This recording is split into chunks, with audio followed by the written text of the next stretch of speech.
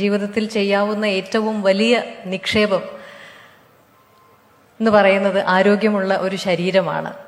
എനിക്ക് തോന്നിയിട്ടുള്ളത് ക്യാൻസർ എന്ന രോഗത്തെക്കാൾ കൂടുതൽ അപകടകാരി ആ രോഗത്തെക്കുറിച്ചുള്ള തെറ്റായിട്ടുള്ള അറിവുകളാണ് എന്നെനിക്ക് തോന്നിയിട്ടുണ്ട്. എൻ്റെ സ്വന്തം അനുഭവത്തിൽ തന്നെ പല പ്രാവശ്യം ക്യാൻസറുമായിട്ട് എൻ്റെ ജീവിതത്തിൽ എൻ്റെ അച്ഛനും അമ്മയും ക്യാൻസർ വന്ന് അതിനെ ചികിത്സിച്ച് മാറി. അച്ഛൻ പല പ്രാവശ്യം ക്യാൻസറിനെ അഭിമുഖീകരിക്കേണ്ടി വന്നു.